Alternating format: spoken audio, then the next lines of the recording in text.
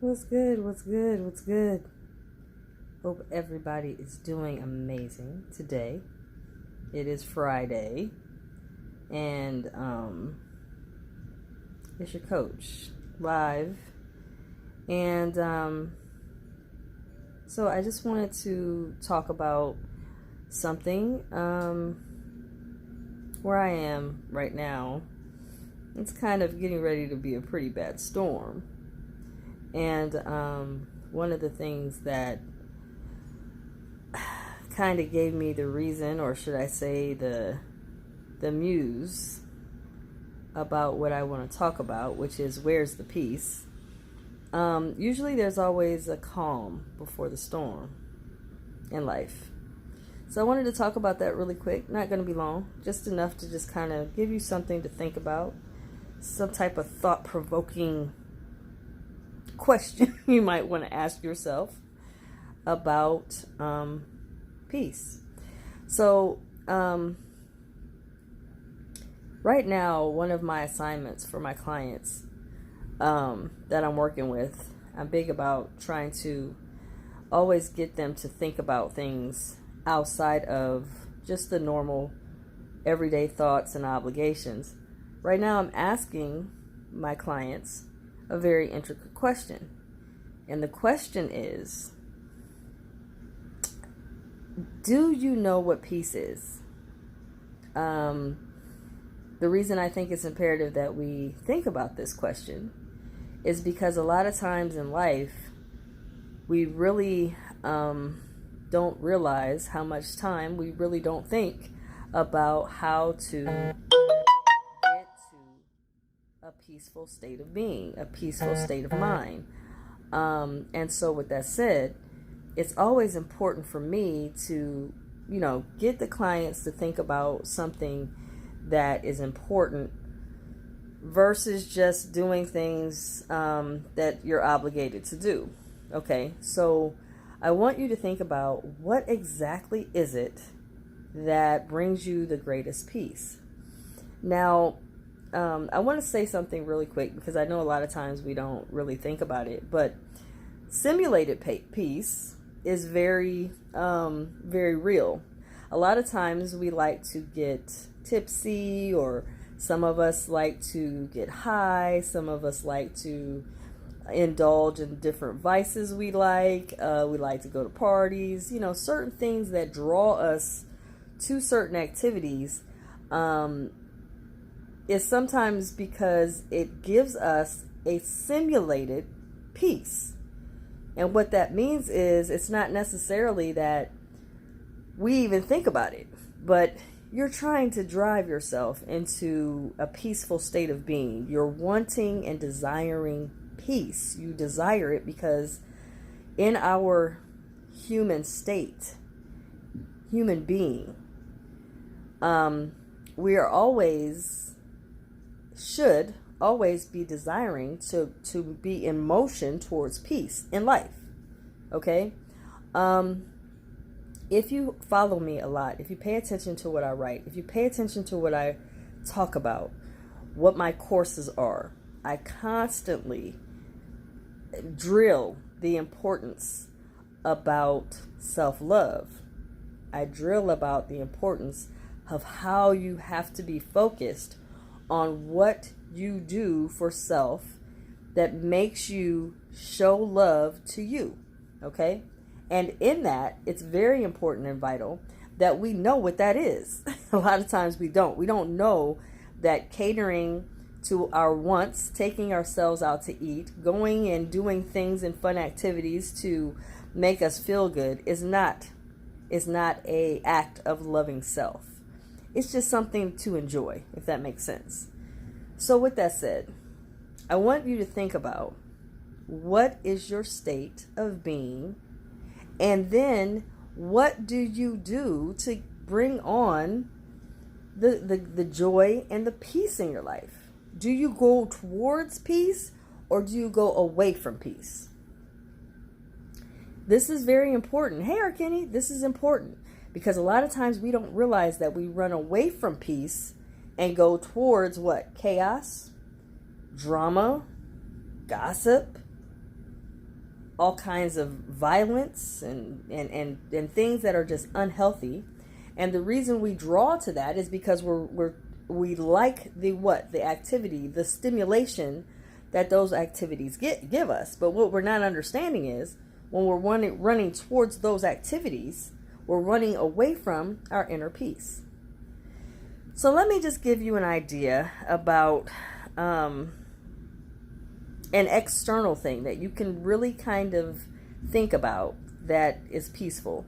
When you are on the shore of a beach and you're walking along the beach and you feel your feet walking along the sand and you feel the water just graze your feet and you feel this sense of euphoria, you feel this sense of joy, you feel this sense of just being present in the moment. That is an example of what your inner peace really can feel like. But a lot of times we don't know what that is. We don't know what that is because we really don't know what peace is. Peace first resounds in your soul, in your spirit, inside of you. Okay? And because our lives are often busy, because we have a lot of obligations, because we have a lot of things to do, quote unquote, because we have, jobs and things that's got to get done, and we got to cook, we got to do this and do that. We get so busy in our lives that we forget where peace really is. Nor do we really take the time out to shut off all obligations, shut off all stimuli that isn't healthy, and get centered into being what? Peaceful. Do you guys remember back in the day, there used to be this commercial, where's the beef? Where's the beef, right? Well, now I'm asking, where's the peace? Most people that have a peaceful state of life, they don't reach out to coaches because they figured out a way to kind of be masterful and knowing how to remain peaceful and knowing how to focus on what they need to do for peace. So a lot of times they don't reach out for coaching. They're not reaching out to me. Most of the time, if somebody is reaching out to me, it is because they're having a moment of desperation. They're having some type of inconvenience in life. They're frustrated about something going on in their personal life, and they just feel at wit's end. Okay? But oftentimes as a coach, my concern is, do you know what peace is? If you don't know what peace is, it's very hard to know when you are in a state of peacefulness. And if you're not, you should be wanting to desire to move away from chaos, drama, and BS and go back to peace. See,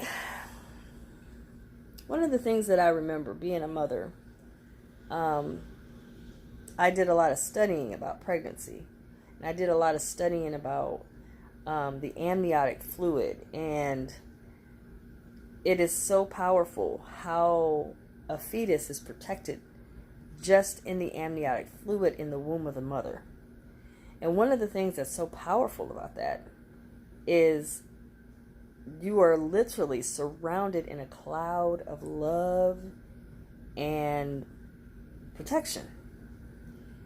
And that is really what you should be trying to simulate in your life without any type of outside external way to get there. And the best way to do this is through meditation. You can actually reach a high level of euphoria, of peacefulness, of joy, of inner solace, just by centering your soul, being quiet, and just trying to reach that peace. See, in order for me as a coach to really get someone to make change and invite change and begin to make steps towards their progress to change and things of that nature, I first got to get them to peace.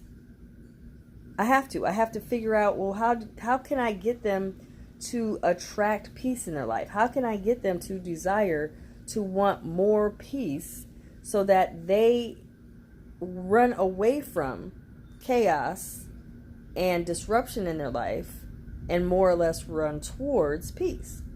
How can I get them to do that if they don't know what peace is?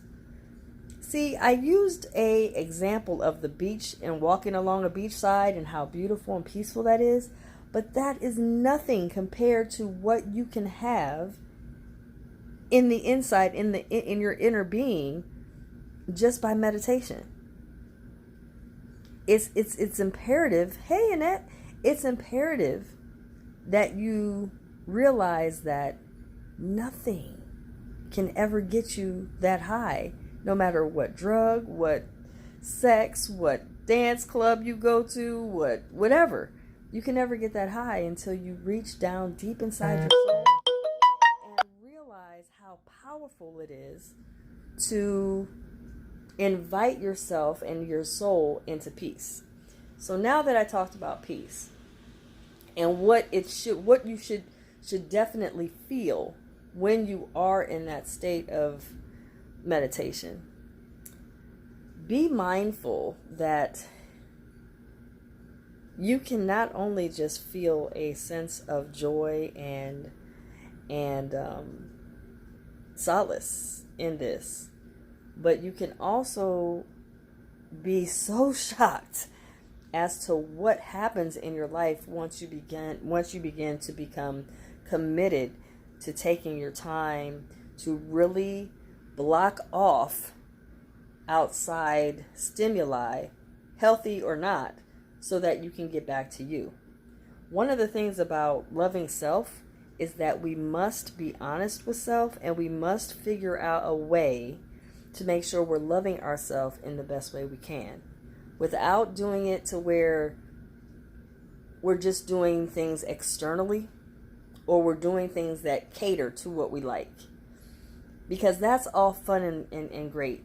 But really, in order to really get to a higher sense of inner peace and self-love, we must sit down and learn about what is it I can do to create a better life. See, one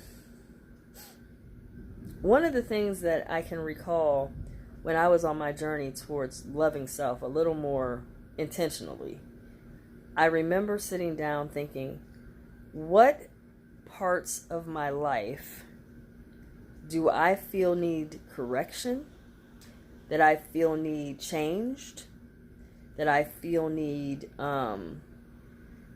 enhanced? What good things are going on in my life to where I feel excited about my life? What good things are there here that I'm doing right now that brings about a peace inside of me? And then when you see that, you're like, oh, that works well. Let me continue to do that, right?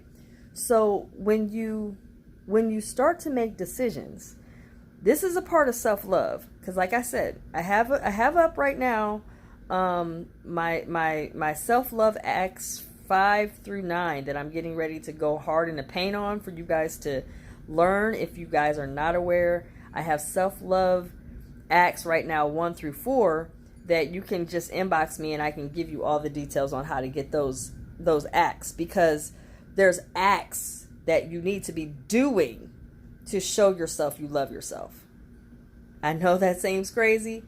We always want to show others how we love them. So what do? We buy things, we take them here, we do things for people to show them that we love them or that we care about them. But we never really do anything for ourselves. So it's vital that we sit down and figure out what kind of acts, not just thoughts, but what kind of things can I do to show myself that I love myself. Okay?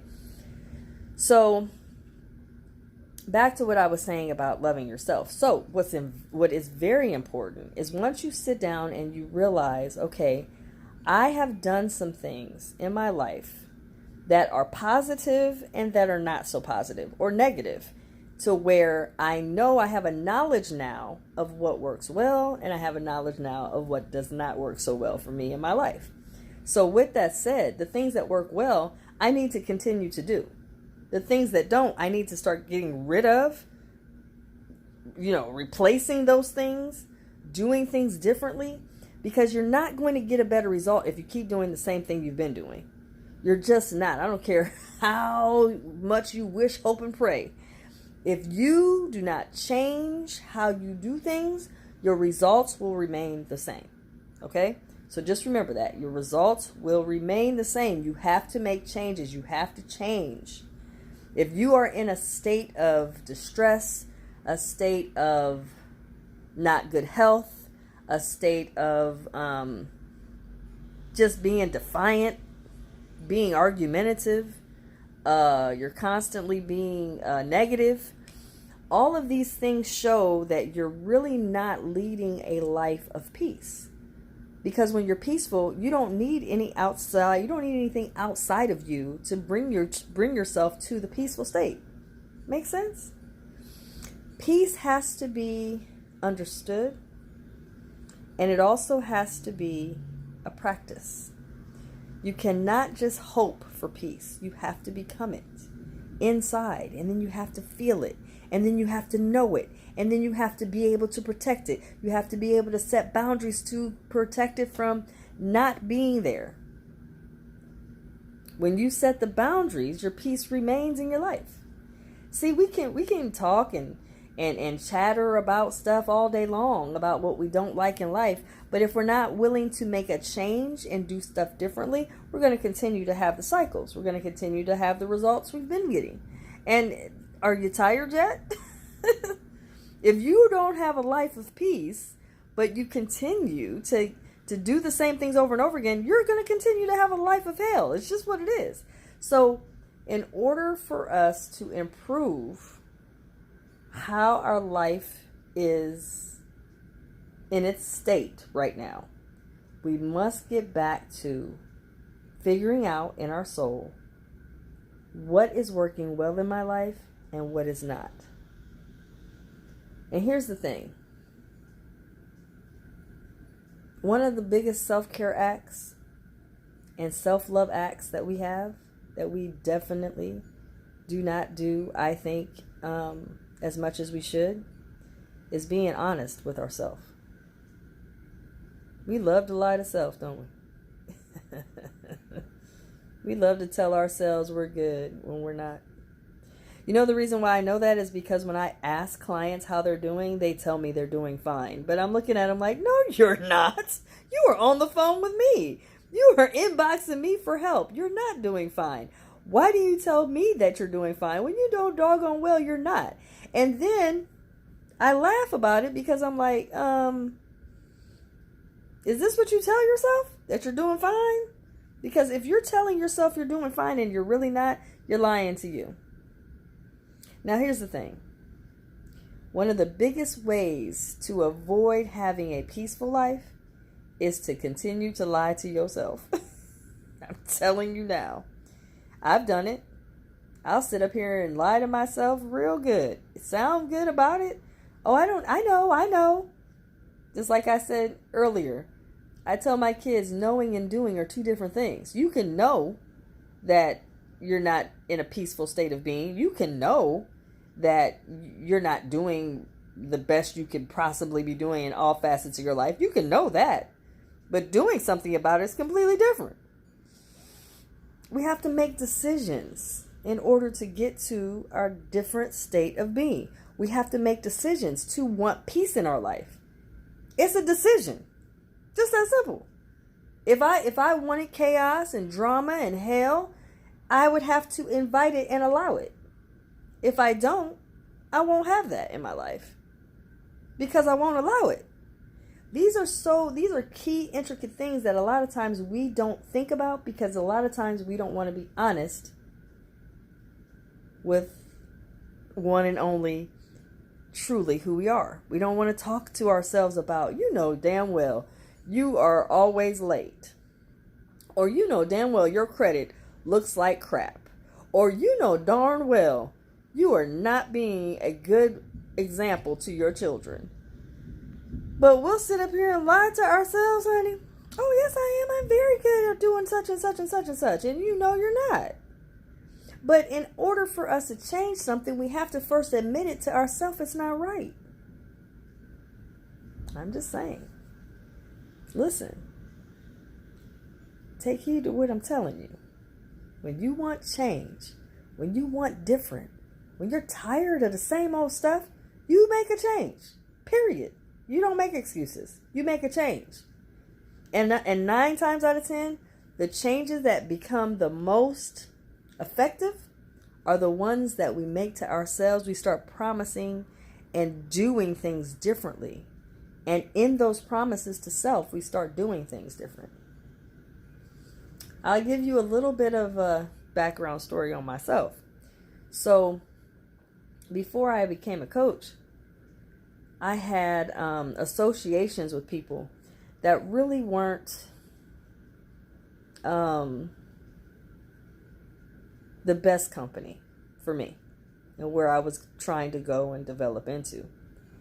And a spiritual leader told me, like, you know, you need to change your company that you're keeping. You need to change it. And I thought, ooh, really? Yes. You change the company you're keeping, and you'll find out some really good things will start to happen for you. So I was like, duly noted. Give me a minute. I'll be back. And it didn't take me long. I just started to disassociate. I stopped taking calls. I stopped entertaining. I stopped going to places that I know I would run into them. And I just decided, okay, if this is stopping me from getting to peace, then I need to make a change. And in order for me to make that change, I got to make a decision. And then in that decision, I got to do it now. But I also have to be honest with myself. Do I want to change it? Do I accept what the spiritual leader told me? And can I and will I do it and follow through with it? I did. And in doing that, I became much more peaceful because I didn't have all the rigmarole that came with the associations of these people that really weren't in my best interest. I didn't have as much drama. My life got quieter. I stopped doing certain things. I stopped getting so distracted by things that didn't matter. And guess what? Now I have peace in my life. I don't have all the drama. It just took me to say, you know what? I'm done. I'm finished. And I'm going to continue to live my life this way. Now, once I made that decision and changed it and did different, I then maintained that. So what I mean by that is I didn't backslide back out of the change that I made and committed to. So what I mean by that is once we make a change, once we decide to invite change and say I'm willing to do what I need to do to have this new peace, you then have to maintain that. You then have to make a decision. Okay, what do I need to do to maintain this peace? And do it by any means necessary. Do what you need to do to make sure that you're going to have that peace from now on. And it's easier to do that because now I've already established a practice to be in a peaceful state. I now have a practice of making sure I protect my peace. And that's how I'm able to get it. So I hope I help somebody today. Like I said, it's not hard to get to the peace. It just requires for you to be dedicated, committed to following through, committed to making sure that once you make a decision to do something, you do it and you stick to it. Where's the peace, man? A lot of people don't have it. A lot of people don't even know what it is.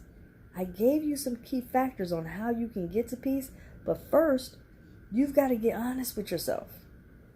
If you really don't want to be honest with yourself, you're not ready for peace yet.